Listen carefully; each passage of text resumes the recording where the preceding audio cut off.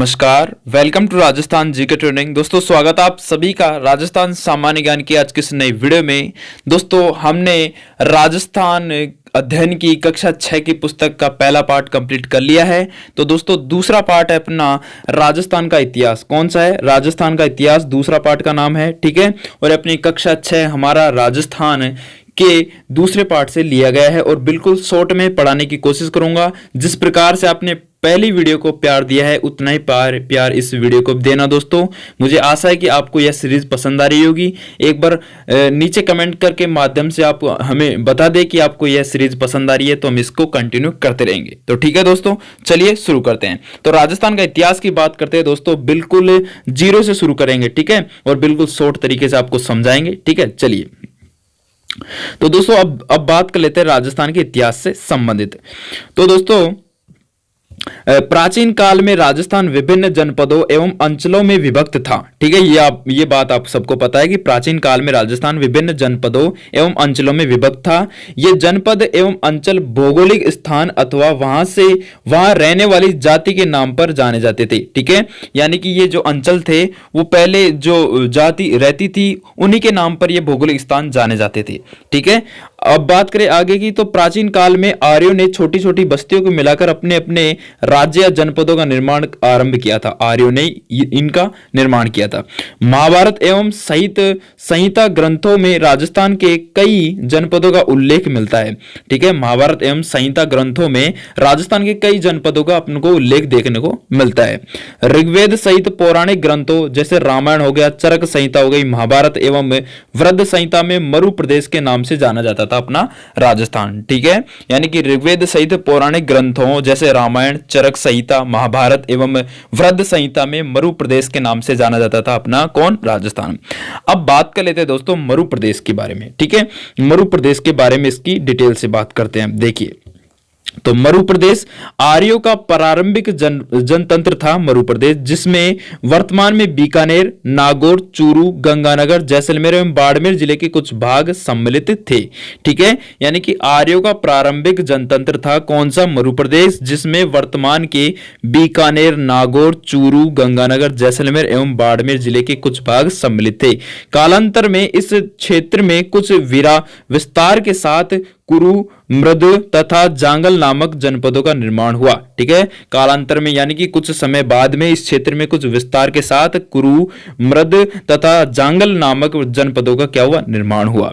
अब बात कर लेते हैं दोस्तों जांगल प्रदेश के बारे में। भाई मरु प्रदेश की बात हमने कर ली कि आर्यों का प्रारंभिक जनतंत्र था मरु प्रदेश, आपसे पूछ सकता है, जिसमें वर्तमान के बीकानेर, नागौर, चूरू, गंगानगर, जैसलमेर और बाड़मेर जिले सम्मिलित थे, ठीक है। और फिर कालांतर में जो समय बढ़ता गया वहां से जांगल प्रदेश नाम पड़ गया। तो अब जांगल प्रदेश के बारे में बात कर लेते हैं।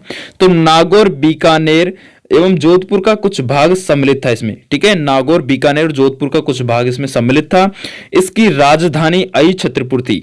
जांगल प्रदेश की राजधानी आपसे पूछ सकता है और कई बार एग्जाम में पूछा जा चुका है कि जांगल प्रदेश की जो राजधानी थी वो कौन सी थी, तो आपको बताना है अई छत्रपुर थी, जिसका साम्य वर्तमान नागौर के प्रतीत होता है। जिसका जो साम्य है वर्तमान नागौर से प्रतीत होता है। पौराणिक मान्यताओं के अनुसार यादव वंश के बलराम एवं श्री कृष्ण द्वारिका जाते समय इस क्षेत्र से गुजरे थे, ठीक है। इंपॉर्टेंट बात आ जाती है दोस्तों, अगर मैं आपको शॉर्टकट में बताऊं, जो जांगल प्रदेश की राजधानी हुआ करती थी अई छत्रपुर, ठीक है। ये बात आपको पता होनी चाहिए क्योंकि ये एग्जाम में कई बार पूछा जा चुका प्रश्न है और आगे भी पूछा जाएगा, ठीक है।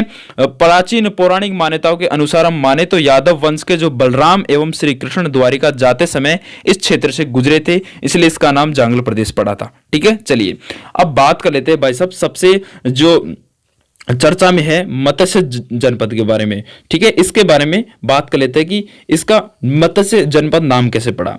तो बात मत्स्य जनपद के बारे में, तो दोस्तों इसका उल्लेख ऋग्वेद में मिलता है, ठीक है। इसका जो उल्लेख है वो ऋग्वेद में मिलता है। महाभारत काल में मत्स्य जनपद की राजधानी विराटनगर बैराट थी। यह जनपद अलवर एवं जयपुर के मध्य स्थित था। इस स्थान का वर्णन चीनी यात्री युएंगचोंग या इसे हवेंगशोंग ने भी इसका वर्णन किया है, ठीक है। बहुत ही महत्वपूर्ण बात है कि मत्स्य जनपद की राजधानी पहले क्या हुआ करती थी? विराटनगर हुआ करती थी। यहां से प्रश्न उठता है कई बार एग्जाम में, ठीक है। और आगे भी उठेगा। ठीक है, मत्स्य जनपद की राजधानी विराटनगर, जिसको वर्तमान में बैराट के नाम से जानते हैं, और यह जनपद अलवर एवं जयपुर के मध्य स्थित था। ठीक है, और इसका वर्णन किसने किया है? चीनी यात्री युआंगचांग एवं हुवेनसोंग ने इसका वर्णन किया है, जो आपको पता होना चाहिए। अब बात कर लेते हैं बस अब सूरसेन क्षेत्र के बारे में। चलिए सूरसेन क्षेत्र के बारे में बात करते हैं। तो भरतपुर, धौलपुर तथा करौली के अधिकतर भूभाग प्राचीन सूरसेन जनपद में सम्मिलित थे। इस जनपद की राजधानी मथुरा थी। ठीक है, भरतपुर, धौलपुर तथा करौली के अधिकतर भूभाग प्राचीन सूरसेन जनपद में सम्मिलित थे। इस जनपद की जो राजधानी थी वो मथुरा थी। कौन सी थी? वर्तमान की मथुरा राजधानी इसमें सम्मिलित थी। और 4वीं शताब्दी ईस्वी के यूनानी लेखकों ने सिकंदर के समय सूरसेन या सोरसेन का उल्लेख किया है। ठीक है, अगर हम बात करें 4वीं शताब्दी के पूर्व के यूनानी लेखकों ने सिकंदर के समय सूरसेन या सोरसेन का उल्लेख भी किया है। बयाना प्रशस्ति जो अपने भरतपुर में है, बयाना प्रशस्ति में भी सूरसेन नामक राजवंश का वर्णन मिलता है। इनमें अपने साहस और शौर्य के लिए प्रसिद्ध मालव, सीवी, अर्जुनायन आदि जातियां प्रमुख थी। जो इंपॉर्टेंट बात अगर आपसे पूछ ले दोस्तों, तो आपसे सूरसेन क्षेत्र से बस इतनी सी बात पूछेगा कि सूरसेन क्षेत्र कौन कौन से जिले से संबंधित था, तो आपको बताना है भरतपुर, धौलपुर और करौली। ठीक है, बस। और इसकी राजधानी पूछ ले तो आपको मथुरा बतानी है इसकी राजधानी। ठीक है, अब बात कर लेते हैं भाई सीवी जनपद के बारे में। चलिए सीवी जनपद के बारे में बात करते हैं। तो सीवी जनपद के बारे में बात करें तो आधुनिक उदयपुर के पूर्वी, पश्चिमी तथा उत्तर का संभागीय प्रदेश सीवी जनपद के नाम से जाना जाता था। आपसे पूछ लेगा कि सीवी जनपद किस जिले से संबंधित था, तो आपको बताना है आधुनिक उदयपुर के पूर्वी, पश्चिम तथा उत्तर का संभागीय प्रदेश सीवी जनपद के नाम से जाना जाता था। इसकी राजधानी मच्छिमिका यानी कि मच्छमिका या बोले तो मध्यमिका थी। कौन सी थी? मध्यमिका थी। सीवी जनपद की राजधानी मध्यमिका थी, जो उदयपुर जिले में पड़ती थी। ठीक है, इस जनपद के अवशेष चित्तौड़गढ़ के पास नगरी नामक गांव से मिलते हैं। इस भूभाग को मेटपाट या मेवाड़ तथा प्रागवाट कहा जाता था। देख लीजिए, मेवाड़ का उद्गम यहां से हुआ है। ठीक है, इस भूभाग को मेदपाट या फिर मेवाड़ तथा प्रागवाट भी कहा जाता था। चलिए अब बात कर लेते हैं अर्जुनायन के बारे में। तो दोस्तों अर्जुनायन के बारे में बात करें तो भरतपुर अलवर प्रांत के अर्जुनायन अपनी विजयों के लिए प्रसिद्ध थे। अर्जुनायनों ने मालवों के साथ मिलकर विदेशी छत्रपों का परास्त किया था, यानी कि विदेशी छत्रपों का क्या किया था? परास्त किया था। ठीक है, आपसे पूछ ले अर्जुनायन क्या थे, तो भरतपुर अलवर प्रांत के अर्जुनायन अपनी विजयों के लिए प्रसिद्ध थे। ये भरतपुर अलवर से संबंधित थे अर्जुनायन। ठीक है, अब बात करते हैं मालव के बारे में। चलिए मालव के बारे में बात कर लेते हैं। तो दोस्तों मालव के बारे में आपसे क्या पूछेगा कि मालव शक्ति का केंद्र जयपुर के निकट था, जो वर्तमान में टोंक जिले में स्थित है। टोंक, प्रतापगढ़, झालावाड़ का क्षेत्र मालव देश के अंतर्गत आता था। ठीक है, किसके अंतर्गत आता था? मालव देश के अंतर्गत आता था। मालव की दिग्विजय का यूप अभिलेख नागदा भीलवाड़ा में मिलता है। ठीक है, मालवों की दिग्विजय का यूप अभिलेख नागदा भीलवाड़ा में अपन देखने को मिलता है। भाई अब योध्या क्षेत्र की बात कर लेते हैं। दोस्तों हम राजस्थान का इतिहास पढ़ रहे हैं, तो ये छोटी छोटी बातें आपको पता होनी चाहिए। यहां से प्रश्न कई बार उठते हैं, तो आपको घबराने की आवश्यकता नहीं है। बस पेशेंस बनाकर वीडियो को शुरू से लेकर अंत तक देखना है बस। ठीक है, चलिए योध्या क्षेत्र के बारे में बात करें तो राजस्थान का उत्तरी भाग एक शक्तिशाली कबीला था। संभवतः योद्धे ने ही उत्तरी राजस्थान के कुषाण शक्ति को नष्ट किया था। तो ठीक है, आपसे पूछ ले तो योध्या क्षेत्र किससे संबंधित था? तो राजस्थान का उत्तरी भाग, जिसमें हनुमानगढ़ आ जाता है, यानी कि मेवाड़ प्रदेश आ जाता है थोड़ा बहुत। ठीक है, शक्तिशाली कबीला था। संभवतः योद्धे ने ही उत्तरी राजस्थान से कुषाणों शक्ति को नष्ट किया था। तो योध्या क्षेत्र अपने उत्तरी भाग से संबंधित था। ठीक है, अब बात करें बस अब मेवाड़ के बारे में। ठीक है, चलिए अब बात आ जाती है मेवाड़ से संबंधित। तो प्राचीन सीवी जनपद वाले क्षेत्र को कहा गया आधुनिक उदयपुर, चित्तौड़गढ़, प्रतापगढ़, राजसमंद, भीलवाड़ा जिले मेवाड़ राज्य के क्षेत्र रहे। ठीक है, यानी कि प्राचीन जो सीवी जनपद वाले क्षेत्र को आगे जाके क्या कहा गया था? मेवाड़ कहा गया था, जिसमें आधुनिक उदयपुर, चित्तौड़गढ़, प्रतापगढ़, राजसमंद, भीलवाड़ा जिले मेवाड़ राज्य के क्षेत्र में रहे।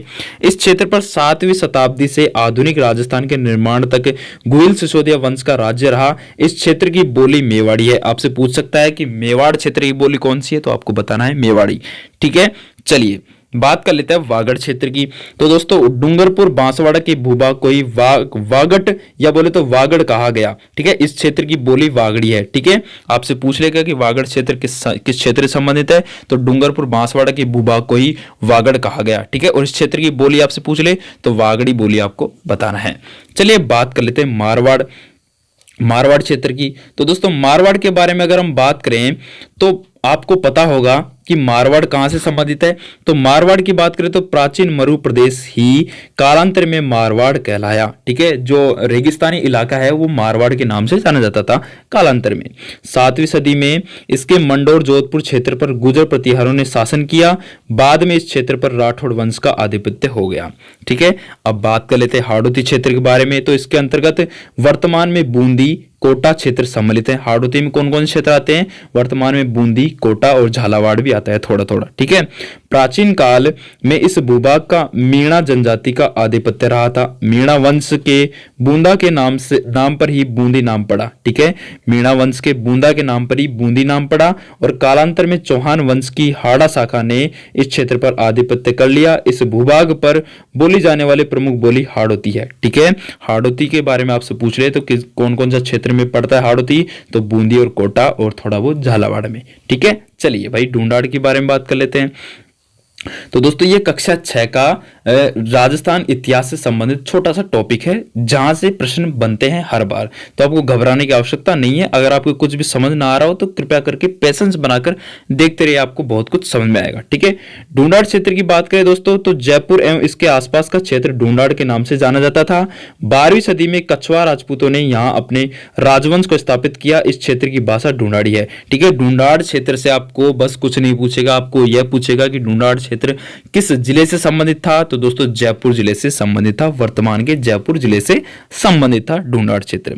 अब मेवात क्षेत्र की बात कर लेते तो मेवात अपने अलवर भरतपुर का वह क्षेत्र जहां मेव जाति की अधिकता रही मेवात कहलाता है। मेवातियों का प्रसिद्ध नायक हसन खान मेवाती था जो खानवा के युद्ध में राणा सांगा की ओर से बाबर के विरुद्ध लड़ता हुआ मारा गया था।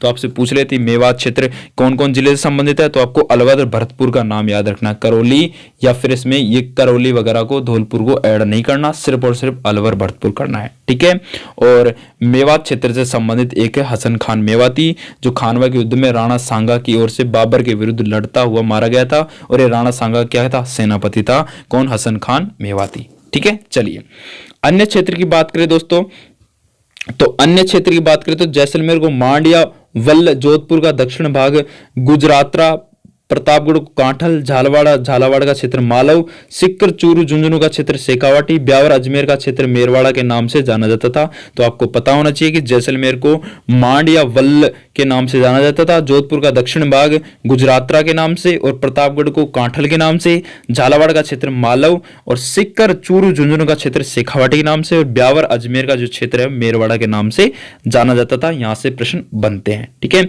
ऋग्वेद को प्राचीन ग्रंथ प्रथम वेद माना जाता है। क्षत्रप से आश्रय प्राप्त मुखिया राज्यपाल भारत में संक जाति के शासकों हेतु प्रयुक्त होता था। ठीक है, ये बात आपको पता होनी चाहिए।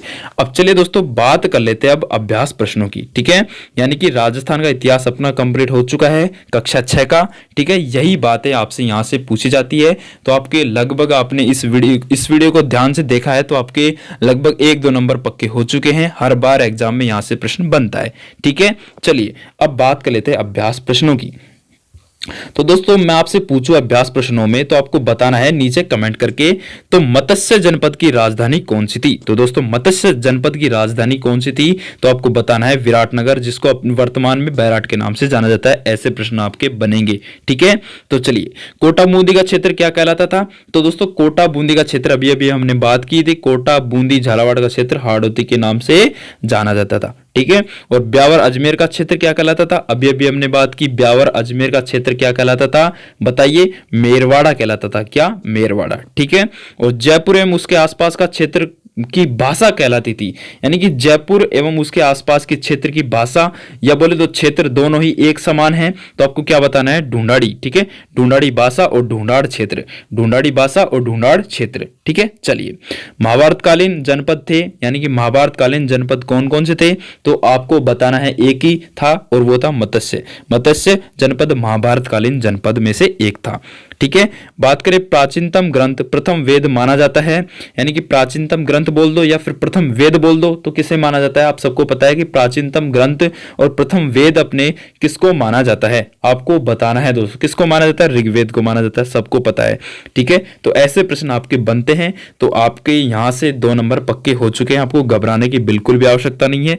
ठीक है, चलिए 7वां प्रश्न है कि शेखावाटी क्षेत्र में सम्मिलित जिले कौन कौन से हैं, तो शेखावाटी क्षेत्र में आप सबको पता है सीकर, चूरू, झुंझुनू अपने शेखावाटी क्षेत्र में सम्मिलित जिले हैं। ठीक है, और खानवा के युद्ध में राणा सांगा की ओर से बाबर के विरुद्ध लड़ते हुए मारा गया वह कौन था, तो अभी हमने बात की थी, कौन था बताइए, हसन खान मेवाती था। ठीक है, ऐसे प्रश्न आपके पूछे जाएंगे, तो आपको घबराने की आवश्यकता नहीं है। ठीक है, चलिए अब 9वां प्रश्न को क्या कहता है कि मालव देश के अंतर्गत कौन सा क्षेत्र आता था, तो मालव देश के अंतर्गत कौन सा क्षेत्र आता था, आप सबको पता है कौन सा आता था, टोंक आता था, प्रतापगढ़ आता था और झालावाड़। ठीक है, ये मालव क्षेत्र के अंतर्गत आते थे। ठीक है, और सीवी जनपद की राजधानी कौन सी थी, तो सीवी जनपद की राजधानी आप सबको पता है कौन सी थी, मध्यमिका। ठीक है, मध्यमिका थी। और बयाना प्रशस्ति से किस राजवंश का वर्णन मिलता है दोस्तों, तो बयाना प्रशस्ति जो अपने भरतपुर जिले से संबंधित है, इससे अपने किस राजवंश का वर्णन मिलता है, तो सूरसेन का वर्णन मिलता है बयाना से। ठीक है, पता होना चाहिए आपको। ठीक है, और मत्स्य जनपद का उल्लेख किस वेद में मिलता है, तो मत्स्य जनपद का जो उल्लेख है दोस्तों आपको पता होना चाहिए, अपने किस वेद में मिलता है, तो ऋग्वेद में अपने देखने को मिलता है मत्स्य जनपद का उल्लेख। ठीक है, 13वां प्रश्न क्या कहता है कि प्राचीन समय में गुहिल सिसोदिया वंश का राज्य रहा था, तो प्राचीन समय में गुहिल सिसोदिया वंश का जो राज्य रहा था, अभी हमने बात की थी, कौन सा राज्य रहा था, मेवाड़ रहा था। ठीक है, मेवाड़। ठीक है, गुहिलों से संबंधित कौन सा क्षेत्र है, मेवाड़ संबंधित है। और 14वां प्रश्न है दोस्तों, 4वीं शताब्दी ईस्वी पूर्व के यूनानी लेखकों ने सिकंदर के समय किस जनपद का उल्लेख किया है, तो सिकंदर के समय 4वीं शताब्दी में पूछ ले आपसे कि 4वीं शताब्दी ईस्वी पूर्व के यूनानी लेखकों ने सिकंदर के समय किस जनपद का उल्लेख किया है, तो आपको बताना है कौन सा, सूरसेन जनपद का उल्लेख किया है। ठीक है, तो ये था दोस्तों अपना कौन सा, राजस्थान इतिहास कंप्लीट कक्षा 6 का। आशा करता हूं कोई आपको यह वीडियो पसंद आई होगी। अगर आपका कोई सुझाव या कमेंट हो तो नीचे कमेंट के माध्यम से बता दें। इस वीडियो की पीडीएफ फाइल डाउनलोड करने के लिए टेलीग्राम चैनल को ज्वाइन जरूर कर ले दोस्तों, जिसका नाम राजस्थान जीके ट्रेनिंग है। आपको वहां से टेलीग्राम चैनल पर पीडीएफ डाउनलोड कर सकते हो आसानी से। ठीक है, वीडियो को लाइक जरूर करना, शेयर जरूर करना और अपने दोस्तों में शेयर जरूर करना और चैनल को सब्सक्राइब जरूर करना दोस्तों। आने वाली प्रतियोगी परीक्षाओं की दृष्टि से राजस्थान करंट अफेयर और राजस्थान जीके की महत्वपूर्ण वीडियो आपको इसी चैनल पर देखने को मिलेगी। तब तक के लिए जय हिंद, जय भारत, जय राजस्थान। थैंक यू, धन्यवाद।